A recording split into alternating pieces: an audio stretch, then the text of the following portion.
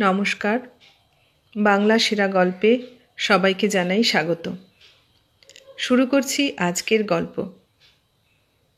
আজ পড়ে শোনাব নারায়ণ গঙ্গোপাধ্যায়ের লেখা গল্প কলঙ্ক। আমার একটি আত্মীয়া সবে জননী হয়েছেন। তার জন্যে 1 বোতল পোর্টের দরকার ছিল। তার স্বামী আমার হাতে 16টা টাকা গুঁজে দিয়ে বললেন, আমি তো কোথাও পাচ্ছি না, আপনার অনেক জানাশোনা আছে শুনতে পাই, দিন না জোগাড় করে। জোগাড় করতে গিয়েই ভদ্রলোকের চালাকিটা ধরা পড়ল। যুদ্ধের তখন শেষ মুখ। মৌর্য সাম্রাজ্যের স্বর্ণযুগ নয়, চৌর্য সাম্রাজ্যের কালো যুগ চলছে। পোর্টের খবর 2-1 জায়গায় না পাওয়া গেল তা নয়, কিন্তু 40-50-এর নিচে তারা কথা কয় না। আত্মীয়াটির সঙ্গে সম্পর্কটা এমনই যে ওই 16টা টাকা নিতেও বাধে। আরও 30টা টাকা চাইতে যাওয়া একেবারে অসম্ভব। তার ওপর দিনকাল এমনই যে হয়তো সন্দেহ করে বসবে আমি ব্ল্যাক মার্কেটিং করছি। অথচ প্রাইভেট কলেজের দিনতম লেকচারার আমি, ডিএ জড়িয়ে 150 টাকা মাইনে পাই। উদারতা দেখিয়ে নিজের টাকায় যদি পোর্টের বোতল একটা কিনেই ফেলি, তাহলে মাসের শেষ 7 দিন নির্ঘাত উপোস দিতে হবে। অগত্যা কলেজই বন্ধু আদিত্য ডাক্তারের চেম্বারে যেতে হলো। আদিত্য ধাত্রীবিদ্যা বিশারদ, ওর কাছে হয়তো একটা হদিশ মিলতেও পারে। যাওয়ার আগে 3 বার আমি দ্বিধা করলাম। 2 বছর আগে ওর মুখ দর্শন বন্ধ করে দিয়েছি। এককালে বন্ধুত্বটা ঘনিষ্ঠই ছিল, কিন্তু ওর স্ত্রী আত্মহত্যা করবার পর থেকে ওর নাম শুনলেই আমার ঘৃণা হয়। ওর স্ত্রী যখন গলায় শাড়ির ফাঁস পরিয়ে বীভৎসভাবে নিজের জীবনের পরিসমাপ্তি ঘটায়, তখন আদিত্য একটা 3য় শ্রেণীর মেয়ের সঙ্গে ওয়ালটেয়ারে ঘুরে বেড়াচ্ছিল। আমার মাস্টারি বিবেক এত বড় অপরাধটাকে ক্ষমা করতে পারেনি, কিন্তু গরজ বড় বালাই, যেতেই হলো শেষ পর্যন্ত। সারাটা দিনই অল্প অল্প বৃষ্টি পড়ছিল, মেঘে অন্ধকার আকাশ। সন্ধ্যাটা বৃষ্টি আর এলোমেলো হাওয়ায় আরও বিষণ্ণ হয়ে উঠেছিল। বসা রোডের এই ফাঁকা অঞ্চলটা আরও বেশি নির্জন হয়ে গিয়েছিল। ছাতাটা বন্ধ করে ওর চেম্বারে উঠতেই আমি থমকে গেলাম। চেম্বারে মাত্র 2 জন বসে মুখোমুখি গল্প করছিল। একজন আদিত্য আর একজন সেই মেয়েটা, সেই দীপা মজুমদার, যাকে নিয়ে ইচ্ছে করলো তখনই নেমে যাই, কিন্তু সময় পাওয়া গেল না। আদিত্য ডাকল, এ কি সুকুমার যে? আরে এসো এসো। একটা অনিশ্চয়তার মধ্যে কয়েক সেকেন্ড দাঁড়িয়ে আছি। দীপা মজুমদারই উঠে পড়ল। নিজের বেটে ছাতাটা তুলে নিয়ে বললে, আজ আসি আদিত্যদা। আদিত্য বলল, এসো। দীপা বাইরের বৃষ্টি ভেজা পথে বেরিয়ে গেল। আমি ওকে কতটা ঘৃণা করি সেটা জানে বলেই বোধহয় আমাকে কোনো সম্ভাষণ করতেও সাহস পেল না। আমিও স্বস্তি বোধ করলাম। আদিত্য হাসল। অমন করে দাঁড়িয়ে আছো কেন সুকুমার? এসো বসো। ভাবলাম আজ কয়েকটা স্পষ্ট কথাই বলবো ওকে। মেয়েটাকে দেখে ব্রহ্মরন্ধ্র পর্যন্ত জ্বলে গিয়েছিল আমার। কি অদ্ভুত নির্লজ্জ আদিত্য! এত কাণ্ড, এত কেলেঙ্কারির পরেও ও যে কী করে ওই মেয়েটার সঙ্গে সম্পর্ক রাখছে সে আমি কল্পনাও করতে পারলাম না। বিচারকের মতো কঠিন মুখ করে একটা চেয়ারে বসে পড়লাম আমি। অনেক দিন পরে এলে সুকুমার, ভালো আছো তো? আদিত্য আমার দিকে সিগারেটের টিনটা বাড়িয়ে দিলে। সিগারেট আমি স্পর্শও করলাম না। আকাশের মেঘের মতোই মুখের ওপর নিবিড় খানিকটা অন্ধকার ঘনিয়ে তুলে বললাম, ভালোই আছি। চা খাবে? না। আদিত্য সিগারেট ঠুকতে লাগলো টেবিলের উপর। শান্ত গলায় বললে, অত চটেছ কেন দীপাকে দেখে? আমার এবার ধৈর্যচ্যুতি হলো। তোমার লজ্জা করে না আদিত্য? আদিত্যের মুখে এক টুকরো ম্লান হাসি রেখায়িত হলো। করে। দীপাকে দেখলেই লজ্জায় মরে যাই আমি। আমাকে একটা অসহ্য গ্লানি থেকে বাঁচাতে গিয়ে ও যে কত বড় দাম দিয়েছে সে কথাটা ভেবে আজও আমি সান্ত্বনা পাই না সুকুমার। আদিত্য! খুব সম্ভব একটা ক্রুদ্ধ বিস্ময়ের চমক লাগলো আমার গলায়। বাইরে ঘন বৃষ্টি নেমেছে। আচ্ছন্ন বৃষ্টিতে সেদিকে একবার তাকালো ডাক্তার। আস্তে আস্তে বলল, এমনই বর্ষার দিনেই রবীন্দ্রনাথ তার গোপন কথাটি বলতে চেয়েছিলেন। ওটা নিছক রোমান্স নয় সুকুমার। সত্যি একটা সময় আসে যখন যে কথাগুলো কাউকে বলা যায় না সেই কথাগুলোই উজাড় করে বলতে ইচ্ছে করে। তোমরা শুধু একটা দিকই দেখেছ, আমাকে কোনো প্রশ্নই সেদিন করনি। হয়তো প্রশ্ন করলে উত্তর দেওয়া আমার পক্ষেও সম্ভব হতো না। আজ মনে হচ্ছে এ ভার একা আর আমি বইতে পারছি না। কাউকে এর অংশ দিতে ইচ্ছে করছে। তোমার সময় আছে সুকুমার? বসতে পারো একটু? তারপর আদিত্য ডাক্তার তার গল্প বলে গিয়েছিল। আজ 7 বছর সে গল্প আমি কাউকে বলিনি। এমনকি এই 7 বছর ধরে নিজেকেই বারবার প্রশ্ন করেছি, এসব কি সত্যি? আদিত্য কি বানিয়ে বলেনি গল্পটা? নিউরোটিক স্ত্রীর ওপরে এইভাবেই একটা বীভৎস প্রতিশোধ নেয়নি সে? তবু সম্পূর্ণ অবিশ্বাসও করতে পারিনি। হয়তো আসবার মুখে স্বাভাবিক কস্ট প্রাইসেই 1 বোতল পোর্ট আমি পেয়েছিলাম। সেই কৃতজ্ঞতাই হয়তো তার কারণ। কিন্তু আজ যখন খবর পেলাম বড় একটা বিলিতি ডিগ্রি নিতে গিয়ে ইউরোপে প্লেন ক্র্যাশে মারা গেছে আদিত্য, তখন এই কাহিনী প্রকাশ করবার একটা নৈতিক দায়িত্ব অনুভব করছি। আর কেউ বিশ্বাস করবে কিনা জানি না, কিন্তু দীপা মজুমদারের 2টি কৃতজ্ঞ চোখের দৃষ্টি আমি অনুমান করতে পারছি, আর সেইটুকুই আমার পুরস্কার।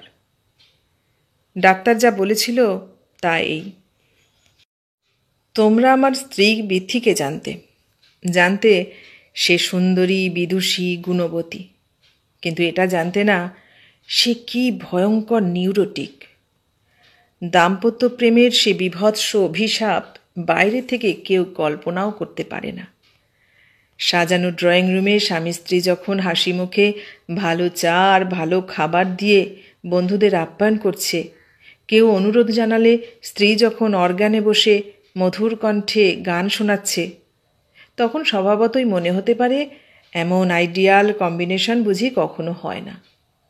সে স্ত্রী যদি আধুনিক সাহিত্য সম্বন্ধে 2 কথা বলতে পারেন, নন্দলাল বসু আর যামিনী রায়ের আর্ট সম্বন্ধে 2-1টা মন্তব্য যদি জুড়ে দিতে জানেন, তাহলে তো আর প্রশ্নই থাকে না।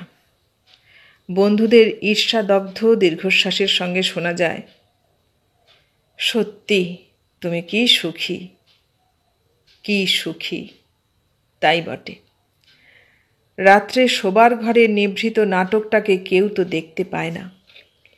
স্নায়বিক ব্যাধিতে জর্জরিত স্ত্রী যখন সশব্দে একটা ফুলদানি আছাড় দিয়ে ভেঙে টুকরো টুকরো করেন, সাপের মতো হিংস্র গর্জন করে বলেন, তুমি একটা ইঁদুর, একটা জানোয়ার। আর স্বামীর যখন দেওয়ালে মাথা ঠুকে নিজের মাথাটা গুঁড়ো গুঁড়ো করে ফেলতে ইচ্ছা হয়, তখন সে বিভৎস অধ্যায়টা লোকের দৃষ্টির আড়ালেই লুকিয়ে থাকে। কাউকে বলা যাবে না, কেউ বিশ্বাস করবে না। জুতোর পেরেক উঠে তীক্ষ্ণ দুঃসহ যন্ত্রণায় পায়ের তলা রক্তাক্ত হয়ে গেলেও যেমন মুখে হাসি টেনে পার্টিতে বসে গল্প করতে হয়, ঠিক তেমনভাবেই এই মর্মান্তিক দাম্পত্য লীলা চালিয়ে যাওয়া ছাড়া গত্যন্তর থাকে না আর। তবু আমি সয়ে গিয়েছিলাম সুকুমার। একটা জিনিস বুঝেছিলাম, শান্তি আমি জীবনে কখনো পাব না। প্রথম কিসের একটা হিংস্র থাবা আমার হৃৎপিণ্ডকে আঁচড়ে চলত। মনে হতো এই আরণ্য জীবনবৃত্ত থেকে যেদিকে হোক ছুটে পালাই। কিন্তু অসহ্য রাত যেমন আছে, তার সঙ্গে তেমনি আছে অজস্র কাজে ভরা দিন। আস্তে আস্তে দিনের কাজকে রাতেও টেনে আনলাম, ডুবে গেলাম মেডিকেল সায়েন্সের পাতায়। একটা পা কাটা গেলে কিছুদিন বাদে ক্র্যাচ লাঠি অভ্যস্ত হয়ে যায়। আমারও তাই হলো। এইভাবেই চলছিল। মানুষ সম্পর্কে চূড়ান্তভাবে সিনিক না হয়ে ওঠা পর্যন্ত, ৩৫ বছর বয়সেই মাথার অর্ধেক চুল পেকে না যাওয়া পর্যন্ত হয়তো চলতো এইভাবেই।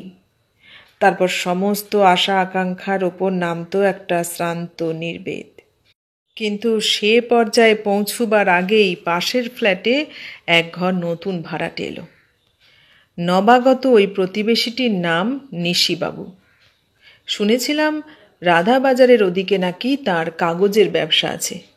ব্যবসা নিশ্চয় ফলাওভাবেই চলছিল, কারণ যুদ্ধের কল্যাণে কাগজ তখন উধাও। হয় মিলিটারি ব্লু প্রিন্ট হয়ে মহাশূন্যে উঠছে, আর নয়তো পোস্টারে প্রোপাগান্ডাস প্রতিপক্ষের সঙ্গে মনস্তাত্ত্বিক লড়াই চালাচ্ছে। সুতরাং নিশিবাবু সকাল 7:30টায় বেরুতেন আর রাতে 12:30টায় ফিরতেন। কখনো কখনো ফিরতেনই না। তাতে তার স্ত্রীর অসুবিধে ছিল না। তিনি আমাদের ফ্ল্যাটে বিথির সঙ্গে গল্প করতে আসতেন। এই ভদ্রমহিলার একটু বর্ণনা দরকার। এক ধরনের মেয়ে দেখেছ সুকুমার? কালো, বেশ কালো, অথচ দৃষ্টি পড়লে তুমি সহজে সে দৃষ্টি ফিরিয়ে নিতে পারবে না।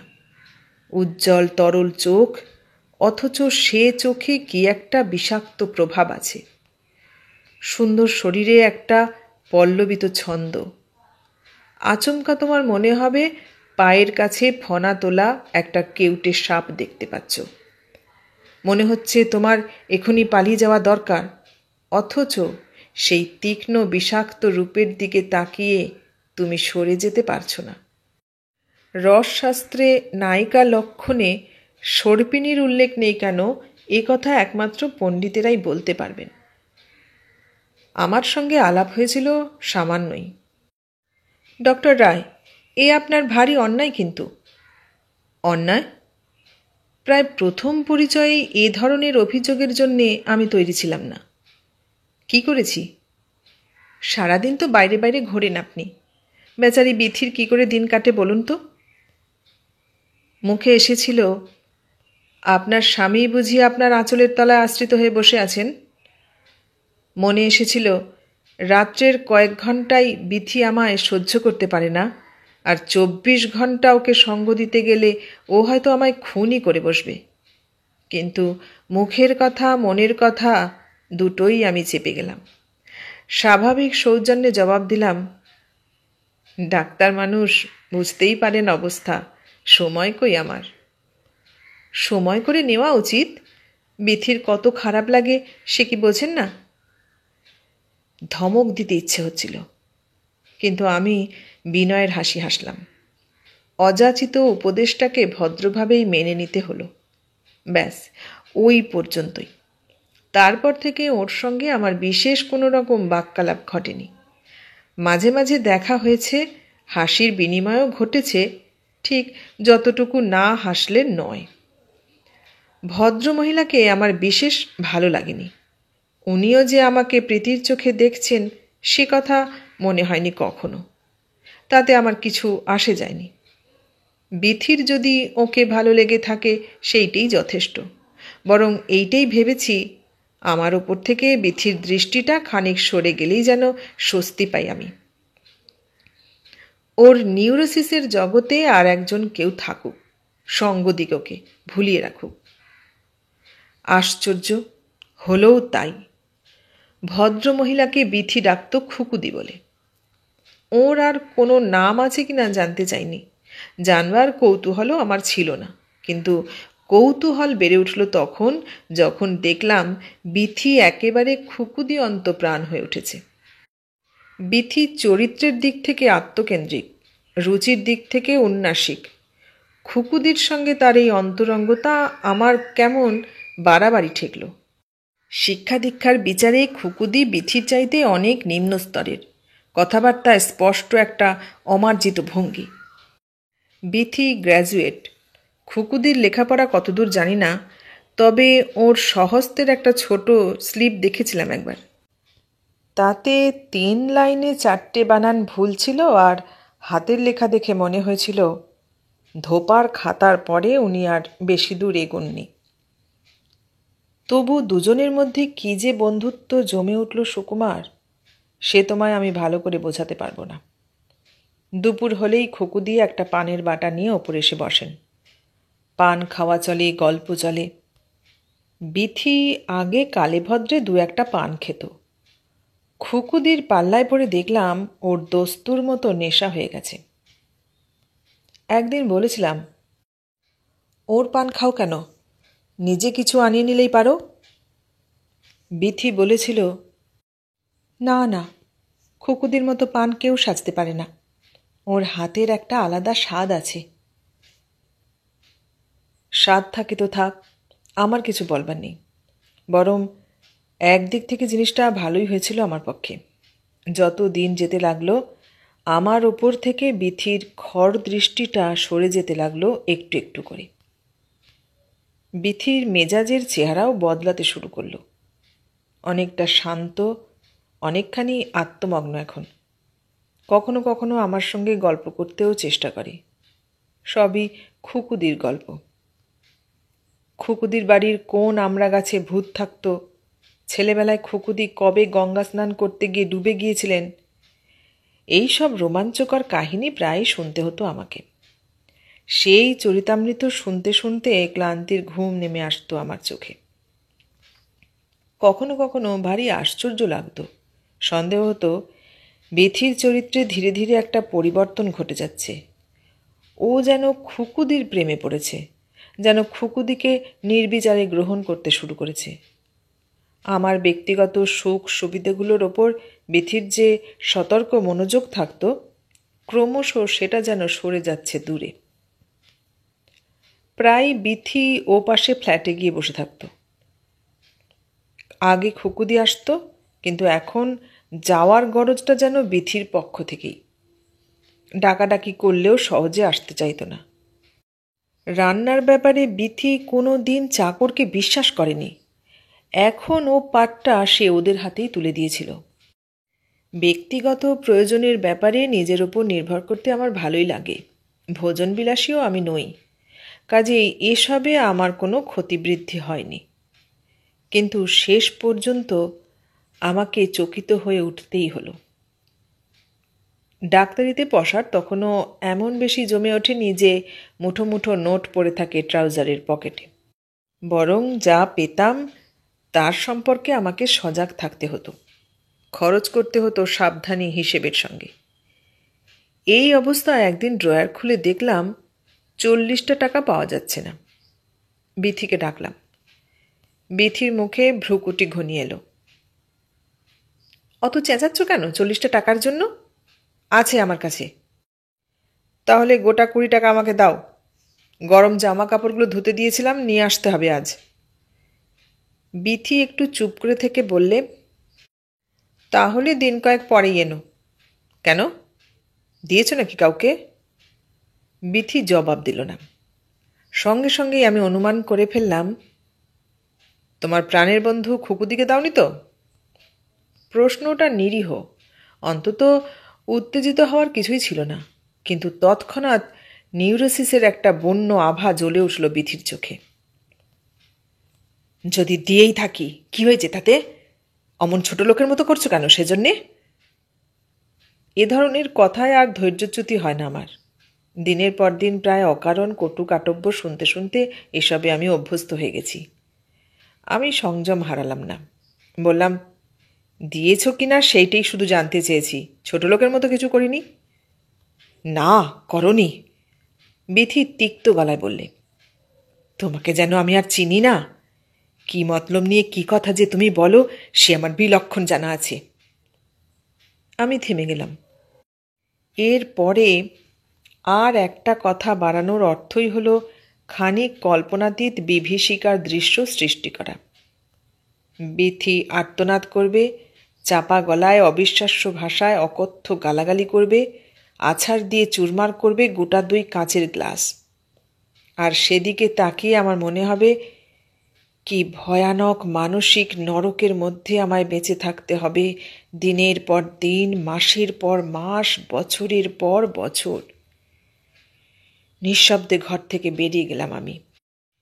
কিন্তু কেবল 40 টাকাই নয়, তারপরে প্রায় 15, 20, 30 টাকার হিসেবে গরমিল হতে লাগলো। আমি বুঝতে পেরেছিলাম কোথায় যাচ্ছে এ টাকা, কে নিচ্ছে। টাকাগুলো যে কোনোদিনই শোধ হবে না সে সোজা কথা বুঝতেও আমার বাকি ছিল না। তবু আমি সহ্য করে চলেছিলাম। শুধু একদিন জিজ্ঞাসা করতে চেয়েছিলাম, নিশিবাবু তো খুব ভালো ব্যবসা করেন শুনতে পাই, তবু তোমার খুকুদির এত টাকার দরকার হয় কেন? তা দিয়ে তোমার কোনো দরকার আছে? ধারালো প্রশ্ন এলো বিথির। দরকার অনেক আছে। মাথার ঘাম পায়ে ফেলার টাকা আমাকেই রোজগার করতে হয়। অনেক বিনিদ্র রাত্রির শ্রম, অনেক ক্লান্ত ক্ষুধার্ত দিনের জ্বালা ওই টাকাগুলোর সঙ্গে জড়িয়ে থাকে। কাজেই ওদের সম্পর্কে প্রশ্ন করার নৈতিক অধিকার নিশ্চয়ই আছে আমার, কিন্তু বিথির মুখের দিকে তাকিয়ে সে অধিকার আমি দাবি করতে পারলাম না। কিন্তু একদিন মাত্রা ছাড়িয়ে গেল। বিথির মামাতো বোনের বিয়ে। এ এক বিরক্তিকর সামাজিকতা। রক্ষা করতে খারাপ লাগে, আবার না করেও উপায় নেই। বেরুবার মুখেই ঘটল ব্যাপারটা। সাধারণত এসব লক্ষ্য করার অভ্যেস আমার নেই, কিন্তু সেদিন কি করে যে চোখে পড়ল সে আমি নিজেই জানি না। বিশেষ একটা শখের হার ছিল বিথির। যে কোনো উৎসবে বেরুতে গেলে ওই হারটা সে পরতই। দামি জিনিস, অন্তত 700-800 টাকার কাছাকাছি। আজ সে হারটা দেখা গেল না বিথির গলায়। তোমার ও হারটা পরলে না? বিথি ভ্রুকুটি করল। পুরুষ মানুষের সব জিনিসে অত নজর কেন? বেরুচ্ছ বেরো। কেন জানি না হঠাৎ বিশ্রী একটা জেদ চাপল আমার। বললাম, না, সেই হারটাই তোমায় পড়তে হবে। বিথির চোখে মুখে ঝড়ের পূর্বাভাস ঘনিয়ে এলো। আমি পরব না। তার মানে সে হারটাও তোমার খুকুদিকে দিয়ে রেখেছ? প্রথম দিন যেমন মুখ ফসকে বেরিয়ে গিয়েছিল, আজও তেমনিভাবেই ঠিকরে পড়ল কথাটা। কিন্তু ফল হলো ভয়ঙ্কর। একটা টেবিলের কোণা ধরে শক্ত হয়ে দাঁড়িয়ে গেল বিথি। হ্যাঁ, দিয়েছি, বেশ করেছি। আমার যা আছে সব দেব ওকে। আমার শাড়ি গয়না সব দিয়ে দেব। কি করতে পারো তুমি? আমার মাথায় এবার চড়াত করে উঠল রক্ত। অনেক কিছুই পারি। তুমি পাগল হয়ে যাচ্ছ বলেই আমি তোমার সে পাগলামি সমর্থন করব না। যাও, নিয়ে এসো হারটা। আনবো না। বিথি তার স্বরে চেঁচিয়ে উঠল, আনবো না। তাহলে আমি নিয়ে আসছি বলে ঘুরে দাঁড়ালাম। খবরদার, খবরদার বলছি। বিথির গলা থেকে বিকৃত আর্তনাদ বেরোল। এ ঘর থেকে এক পা যদি এগো, আমি এই তেতলা থেকে সোজা বড় রাস্তায় ঝাঁপ দিয়ে পড়ব। অসভ্য ইতর, ছোট লোক। তারপরে দৃশ্যটুকু আর বর্ণনা করে লাভ নেই সুকুমার। সেই কদর্য হিংস্রতা, সেই কটু গালাগালি, সেই অধ্যায়টুকু প্রচ্ছন্ন থাকাই ভালো। টেবিল থেকে নতুন কেনা টাইম পিসটাকে এক আছড়ে চুরমার করল বিথি। বেরুবার জন্য যে সিল্কের শাড়িটা পরেছিল, নখের আগায় সেটাকে ছিঁড়ল টুকরো টুকরো করে। একটা বন্দি বাঘের মতো দাপাদাপি করল কিছুক্ষণ। তারপর পাশের ঘরে গিয়ে দুম করে দরজাটা বন্ধ করে দিলে। কিন্তু আমি তার মধ্যে আড়ষ্ট হয়ে দাঁড়িয়ে রইলাম। হঠাৎ বিথির সমস্ত উন্মত্ততার মধ্যে আরও একটা কি যেন আগুনের চাবুকের মতো এসে আমায় আঘাত করল। চোখের তারা দুটো অস্বাভাবিক বিস্ফারিত। নাসারন্ধ্রের দুপাশ ফুলে উঠেছে। মুখের রং বদলাচ্ছে ঘন ঘন। এ তো শুধু নিউরোসিস নয়, হঠাৎ যেন কেউ প্রবল একটা ঘা দিয়ে আমার বন্ধ দৃষ্টি খুলে দিলে। আমার ডাক্তারি অনুভূতি মুহূর্তে উৎকণ্ঠ হয়ে উঠল।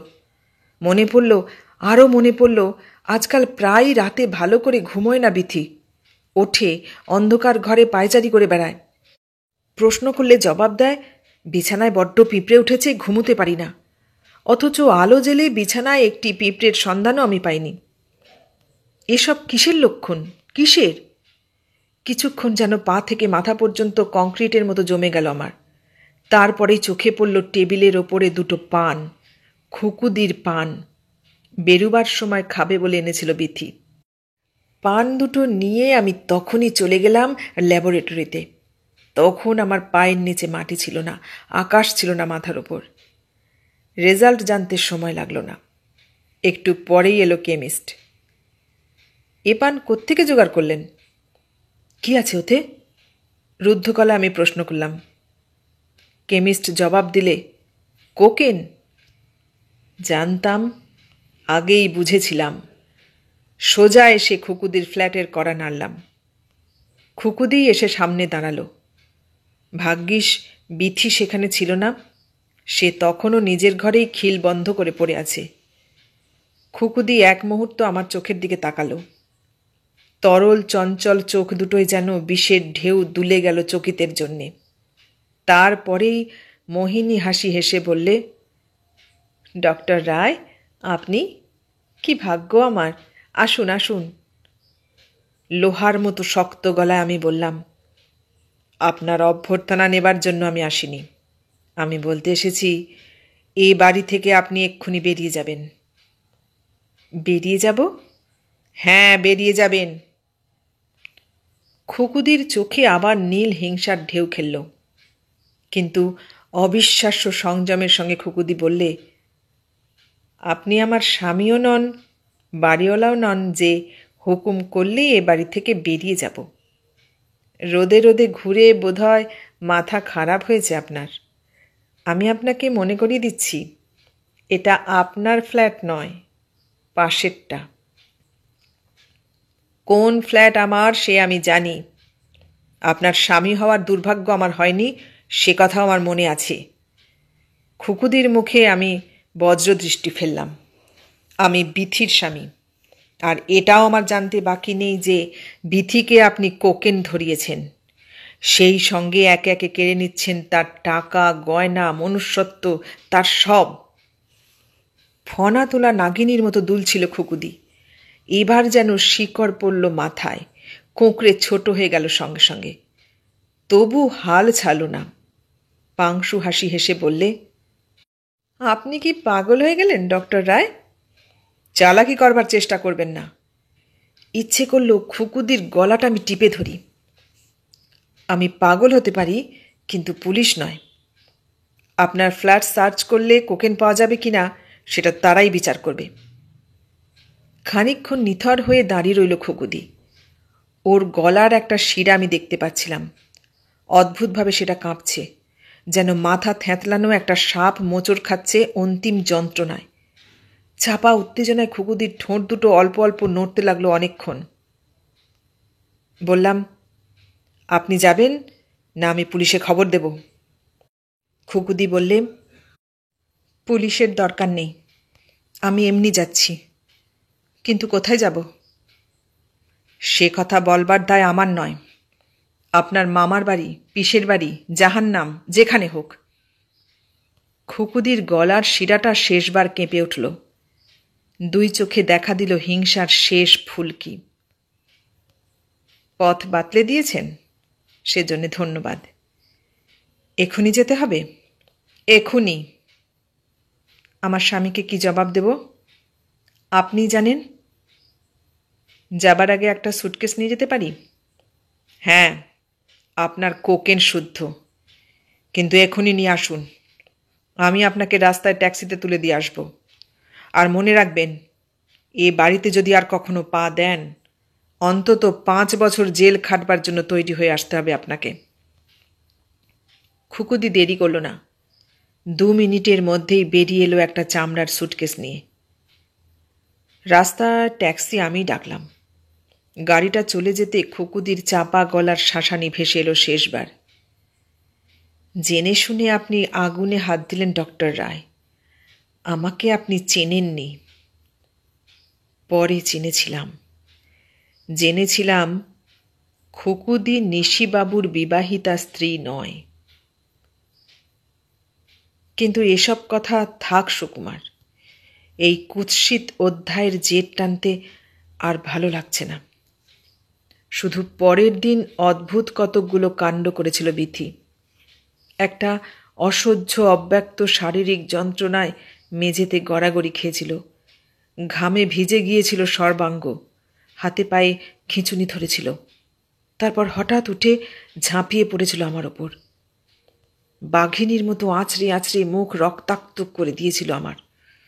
টেনে ছিঁড়ে দিয়েছিল একগোছা মাথার চুল, আর ক্ষিপ্ত গোঙানির সঙ্গে বারবার বলেছিল, তুমি কুকুদিকে তাড়িয়েছ বাড়ি থেকে, তুমি। একটা উপায় ছিল সুকুমার, বিথিকে হাসপাতালে ভর্তি করে দেওয়া যেত। কে নিয়ে যাবে ওকে হাসপাতালে? কে এগোবে ক্ষুধার্ত বাঘিনীর কাছে? অতএব ভায়োলেন্ট মেথডই ভালো। প্রকৃতি ওর ব্যাধিমোচন করুক। 3 দিন ধরে ওর অসহ্য যন্ত্রণা দেখলাম আমি। দেখলাম ঘন ঘন মূর্ছা। তারপর আর সহ্য হলো না। 4র্থ দিন বিকেলে মাদ্রাজ মেলে উঠে ওয়ালটেয়ার চলে গেলাম। আদিত্য একবার থেমে গিয়েছিল। একটা সিগারেট বের করেছিল টিন থেকে, কিন্তু ধরায়নি। আঙুলের ফাঁকে সেটাকে আটকে রেখে বলেছিল, এতক্ষণ দীপার কথা তোমায় বলিনি, এইবারে বলবো। একেবারে শেষ দৃশ্যেও এসেছে, অথচ সবচাইতে বিয়োগান্তক ভূমিকাটাই ওর। মেডিকেল কলেজে 3rd ইয়ার পর্যন্ত ও আমার সহপাঠিনী ছিল। তারপর পড়া ছেড়ে দিয়েছিল। মেয়েটাকে আমার ভালো লেগেছিল, ওরও হয়তো আমাকে খারাপ লাগতো না, কিন্তু আমরা প্রেমে পড়িনি সে কথা মনেও ওঠেনি কোনো দিন, অন্তত আমার দিক থেকে তো নিশ্চয়ই নয়। সেই দীপার সঙ্গে দেখা হয়েছিল ওয়ালটেয়ারে, বেড়াতে গিয়েছিল। নিজের সমস্ত মানসিক বিক্ষোভকে ভোলবার জন্যে দিন কয়েক একসঙ্গে বেরিয়েছিলাম দুজনে। দীর্ঘ ছায়া কাঁপা তালবিথির ছায়ায় বসে সমুদ্রের কলধ্বনি শুনতে শুনতে হঠাৎ দুর্বল হয়ে পড়েছিলাম। ওকে বলেছিলাম আমার কাহিনী। আকাশে দেখা দিয়েছিল এক টুকরো শ্রান্ত চাঁদ। সমুদ্র বিষণ্ণ কান্নায় ঝিমিয়ে পড়েছিল। ডলফিন নোজের কালো ছায়াটা সমুদ্রের মধ্যে জেগেছিল প্রেতের মতো, আর দীপার শান্ত চোখ মৌন করুণায় আচ্ছন্ন হয়ে গিয়েছিল। তারপরে টেলিগ্রাম এলো, শেষ পর্যন্ত আত্মহত্যাই করেছে বিথি। কি জবাব দেব আমি কলকাতায় ফিরে? কি কৈফিয়ত দেব সমাজের কাছে? পোস্টমর্টেমে কোকেন সিমটম বেরিয়ে আসবে। কোথায় লুটিয়ে যাবে বিথির সম্মান? দীপা কি আমাকে আগেই ভালোবেসেছিল, অথবা সেই মুহূর্তেই প্রথম ভালোবাসলো আমাকে? আমাকে প্রশ্ন করো না সুকুমার। মেয়েদের চরিত্র বোঝবার চেষ্টা অনেক দিন আগেই আমি ছেড়ে দিয়েছি। দীপা বললে, আমিও আপনার সঙ্গে কলকাতায় যাব আদিত্যবাবু, একটা ডাবল বার্থ কুপে রিজার্ভ করুন। Double birth কুপে? তাছাড়া উপায় কি আদিত্যবাবু? একমাত্র নিজের ওপর কলঙ্ক টেনেই আপনি স্ত্রীকে কলঙ্ক থেকে বাঁচাতে পারেন। আর আপনি? আমি আপনার বন্ধু। ডাবল বার্থ কুপেই পাওয়া গেল। দুজনে দুদিকের জানলায় মুখ রেখে সারাটা রাত নিঃশব্দে কাটিয়ে কলকাতা এলাম। বিশ্বাস করো সুকুমার, সে রাত্রে বিথির কথা আমার একবারও মনে হয়নি, একবারও নয়। শুধু দীপার অন্ধকার প্রোফাইলের দিকে তাকিয়ে তাকিয়ে ভেবেছি, ও কি আমাকে করুণা করছে, শুধুই করুণা? আদিত্য আবার থেমেছিল। মেডিকেল কলেজে জানাশোনা ছিল, পোস্টমর্টেমের রিপোর্টটা কাগজে বেরোলো না। অবস্থা বুঝে পুলিশেও দয়া করল। তবে খুকুদিকে তারা আজও খুঁজছে, কোনোদিন পাবে কিনা জানি না। বিচিত্র রূপিণী খুকুদিকে অত সহজেই পাওয়া যায় না। বিথির কলঙ্ক কেউ জানল না সুকুমার, কিন্তু চিহ্নিত হয়ে রইল দীপা। এখনও প্রাইভেট নার্স। পেশেন্টের ব্যাপার নিয়ে প্রায় যোগাযোগ হয় ওর সঙ্গে। বারবার ভেবেছি ওকে জিজ্ঞাসা করব ও আমায় ভালোবাসে কিনা, কিন্তু কি হবে জিজ্ঞাসা করে? আমিও ওকে ভালোবেসেছি কি না সে প্রশ্নের উত্তর তো আজও পাইনি। আদিত্য শেষ করেছিল এখানেই। ভেবেছিলাম এ গল্প কাউকে বলবো না, কোনো লাভ নেই, কেউ বিশ্বাস করবে না। আমি নিজেই কি বিশ্বাস করতে পেরেছি? কিন্তু আজ যখন খবর এসেছে কন্টিনেন্টে একটা প্লেন ক্র্যাশে মারা গেছে আদিত্য, তখন মনে হলো অন্তত দীপা মজুমদারের জন্যেও এ কাহিনী আমি প্রকাশ করব। যদি এ সত্যি হয় তাহলে দীপার দুটো কৃতজ্ঞ চোখের দৃষ্টি আমি অনুভব করতে পারছি। আর যদি মিথ্যে হয় তাতেই বা ক্ষতি কি? এক মিথ্যে দিয়ে দীপা বাঁচাতে চেষ্টা করেছিল বিথির কলঙ্ক, আর এক মিথ্যে দিয়ে না হয় আদিত্য দীপার কলঙ্ককেই আড়াল করে দিক।